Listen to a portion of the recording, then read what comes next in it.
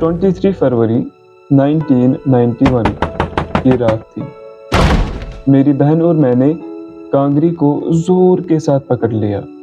हम उस खटखटाने की आवाज़ से डर रहे थे। ऐसा लग रहा था कि कोई घर का दरवाज़ा तोड़ना चाहता है। मेरे दादा जल्दी से उठे और दरवाज़ा खोला। मैंने कुछ अल्फाज सुने। कितने आदमी हो घर में? कोई नहीं साहब, बस मैं हूँ। मैंने उठने की कोशिश की, लेकिन मुझे किसी ने रोका। देखा तो आमिना थी। उसने मेरा हाथ जोर से पकड़ा था और उसके मुंह पर मायूसी छाई हुई थी। अब मैंने अच्छे से सुनने की कोशिश की। फातिमा और आमिना भी सुनने की कोशिश कर रही थी। इसी दौरान हमने एक फीमेल आवाज़ सुनी, मेरी माँ की। वो किसी से इल्तिजा कर रही थी। इसी दौरान अब्बू की चीख आई, हाँ खुदायो। थोड़ी ही देर में एक सिपाही हमारे सामने नमोदार हुआ। मुझे उससे कुछ बदबू सी आ रही थी, लेकिन क्या? नजर पड़ी तो उसके हाथ में शराब की बोतल थी। मेरा गला खुश्क हो गया। मैं चिल्ला भी नहीं पाई, ना मैं उठ पाई।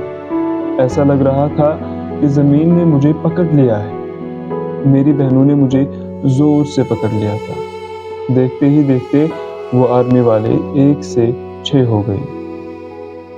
मैं चिल्लाना चाहती थी। मैं दादा की आवाज भी नहीं सुन पा रही थी। मुझे इतना भी मालूम नहीं था कि मेरी माँ को कहाँ रखा गया है।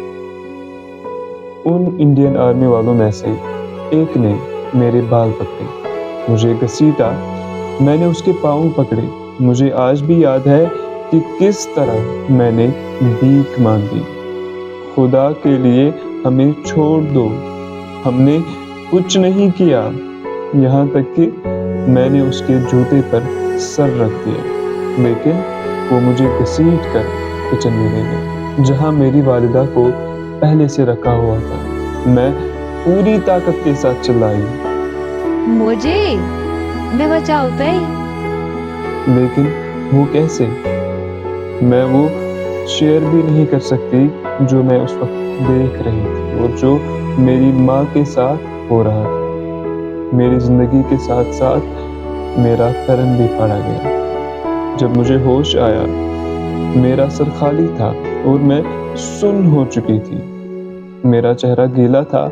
मुझे लगा कि मैं पूरी रात रोई हूँ।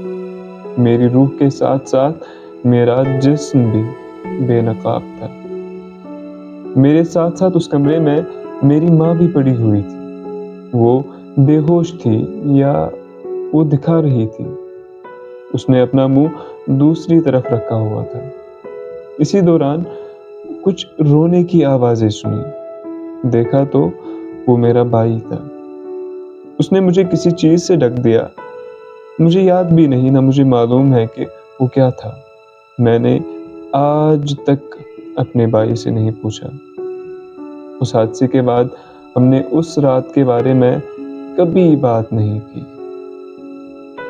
लेकिन मुझे अच्छी तरह याद है कि मैं अपना जिस्म महसूस नहीं कर पा रही थी। वो रात मेरी जिंदगी बन गई। मैं चाहे जो भी करूं, जहां भी जाऊं, वो रात मेरे साथ होती है।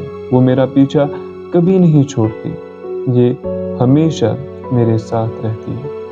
चाहे मैं दुआ करूं, खाना बनाऊं, खाना खाऊं या अपने आप को साफ करूं, मैं हमेशा उन तमाम आने वालों पे लानत भेजती हूँ और पूरी जिंदगी लानत भेजती रहूंगी। लोग मुझे मशवरा देते हैं कि वो सारा कुछ भूलकर आगे चलो, लेकिन ये करने से कहना आसान है, ये सारा बहुत ज्यादा मुश्किल है।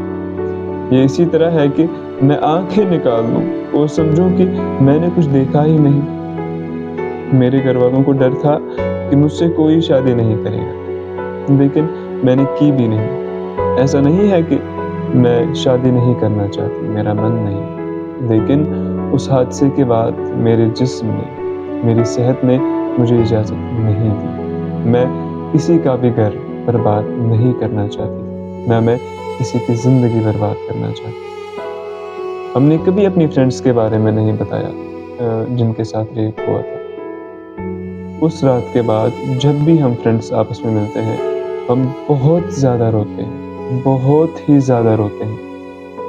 ہم ابھی بھی فرینڈس ہیں لیکن ہمارے پاس ایک رول ہے، ایک انسپوکن رول۔ میں انن پوشپورا کے متاثروں میں سے ایک جو زندہ بچ گئی ہوں، سانس لے رہی ہوں لیکن زندہ نہیں ہوں۔ معزز سامعین، انن پوشپورا کی اس رات 23-24 فروری 1991 کی وہ رات ان تمام واقعات میں سے ایک چھوٹا سا واقعہ۔ ملتے ہیں پورے قصے کے ساتھ، پوری سٹوری کے ساتھ اگلی ویڈیو میں۔